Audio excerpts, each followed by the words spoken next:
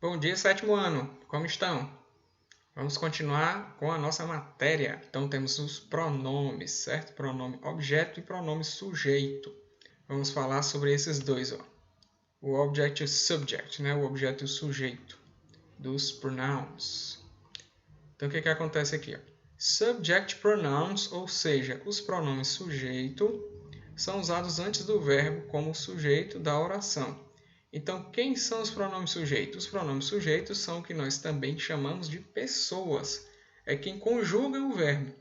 Então, I, eu, you, tu, he, ele, she, ela, it, ele ou ela, we, nós, you, vocês e they, eles ou elas. Esses são os pronomes, certo?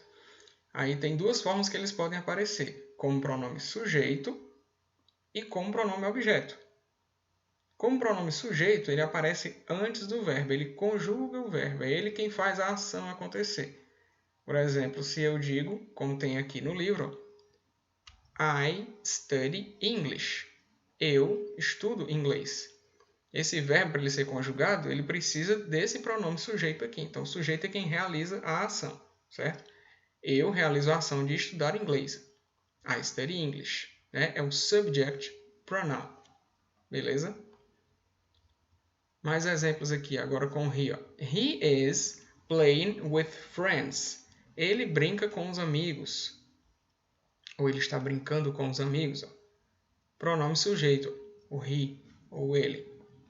Mais um exemplo. They are very happy. Eles estão felizes. They are happy. Subject pronoun, they. O pronome sujeito é they, que são eles. Né? Tá aqui o casal feliz. Então, esse é o pronome sujeito. Como é que funciona o pronome objeto? A diferença dele vai ser aí a de posição, certo? Ele vai estar depois do verbo. Vamos mexer um pouco mais aqui.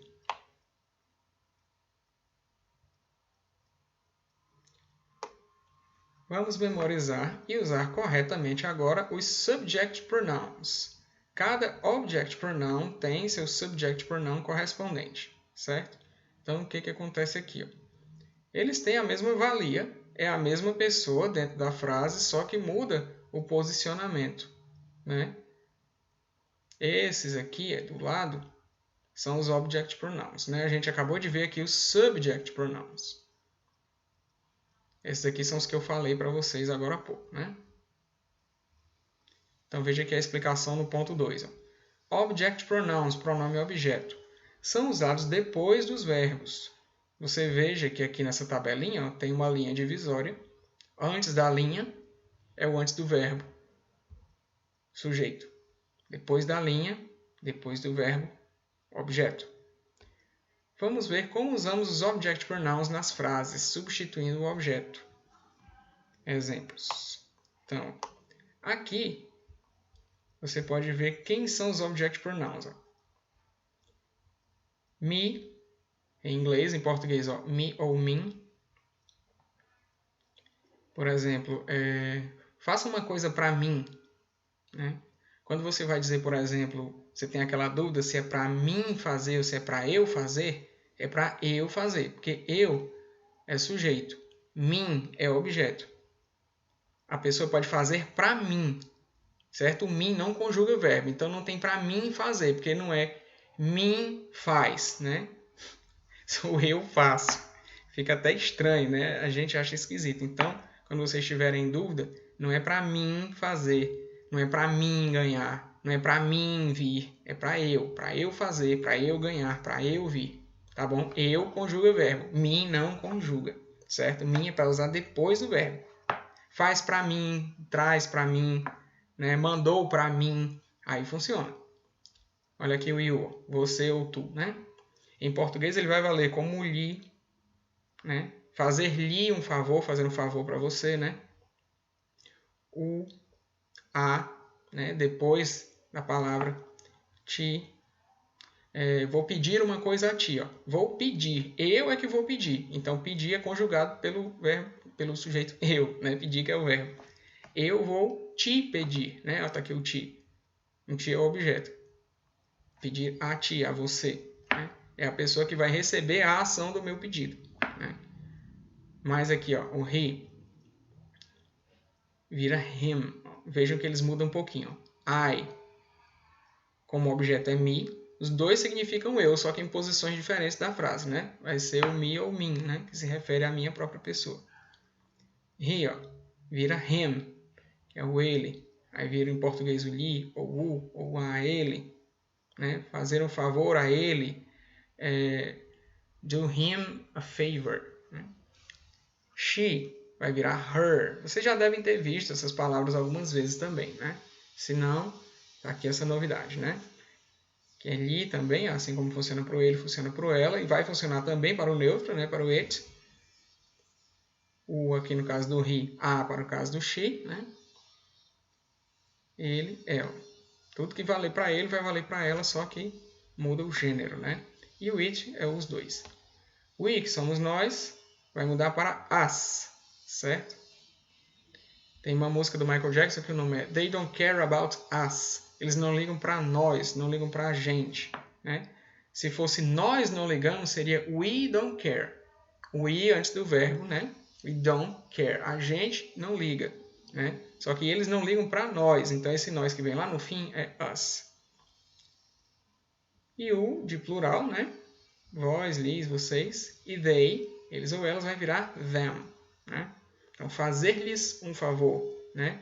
Do a favor to them. Então, basicamente é isso. Ó. Sujeito, antes do verbo. Objeto, depois do verbo. Se você vê o verbinho aqui, qual é o verbo? A palavra de ação. Andar, correr, cair. Essas coisas são ações, né? Então, veio antes delas, sujeito. Veio depois delas, objeto. Certo? É a maneira mais básica de você pegar isso aí. Então, vamos ver o seguinte. Como ele diz aqui, o object pronoun é depois do verbo, né? Vamos ver aqui uns exemplos. Ó. He loves Mary. Ó, ele ama a Mary, certo? Como é que eu posso usar isso aqui? He loves her. Usei o pronome objeto aqui. Ó. Ela é o objeto do amor dele. É ela quem recebe o amor dele. Ele pratica a ação de amar, portanto, ele é o sujeito. He loves, ele ama. O que ele ama? Ou quem que ele ama, no caso? Her, ela. Ela é o objeto desse amor. Sujeito pratica a ação, objeto recebe. Então, ó, he, ele, loves, ama, her, ou ele a ama. É uma tradução possível. Normalmente a gente diz ele ama ela, porque nós falamos de uma maneira mais informal no dia a dia. Mas se você for ver pela gramática, a gramática, o ideal seria isso aqui. Ó. Ele a ama, he loves her. Outro exemplo, they eat bananas. Tá aqui as moças, né? Elas comem bananas, né? Se você for traduzir literalmente aqui. Agora vamos transformar isso aqui, esse bananas, num object pronoun, né? Num pronome objeto. Bananas é plural, são as bananas, então são elas. Se são elas, seria they se fosse sujeito, como é o objeto, é them. Se você for olhar lá na lista, lá em cima, vamos voltar aqui para ela, ó, them. Substitui o they, porque o they é pronome sujeito e o them é objeto, certo? Vem depois do verbo, vem lá para o fim. Aí fica, então, they eat them. Então, elas as comem. As meninas comem as bananas. Ok? Observação. Os possessivos não variam do singular para o plural, diferente do português. Como é isso, tio? Como são esses possessivos? É para você dizer que uma coisa é minha, que uma coisa é sua, que uma coisa é dele ou dela, deles ou delas. No português varia. Meu, meus, né? Minha, minhas. Dele, deles. No inglês não varia, certo? No inglês o que vai variar não é o possessivo, certo? É o substantivo, é a palavra, a coisa. Né? Vejamos aqui. Ó. This is my book. Este é o meu livro. Está no singular, certo?